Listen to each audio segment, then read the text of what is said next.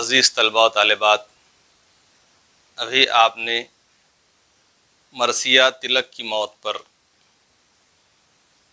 اس کے 3 بند کی آڈیو سماعت کی۔ آئیے اب ہم اس کے مختصر تشریح وضاحت کو سمجھ لیتے ہیں۔ اس مرثیے میں چک بست نے مہاراشٹر کے مسلح اور آزادی کے مت والے بال گنگادھر تلک کی موت پر اپنے تاثرات کو بڑے عمدہ انداز میں قلم بند کیا ہے۔ وہ کہتے ہیں جب ان کا انتقال ہوا تب رات کا وقت تھا، ہر طرف غم کی لہر دوڑ گئی تھی، انگریزوں کے خلاف جو معرکہ چھڑا ہوا تھا سرد پڑ گیا۔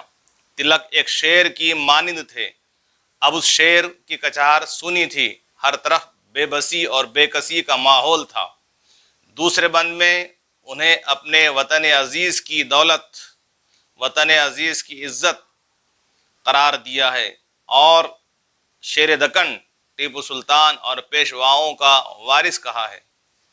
اسی طرح تیسرے بند میں ان کی موت کو پورے مہاراشٹر کی موت قرار دیا ہے۔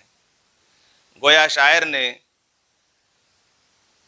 انہیں اس طرح اپنی عقیدت و محبت کا اظہار کر کے ان اشعار کو قلم بند کیا ہے۔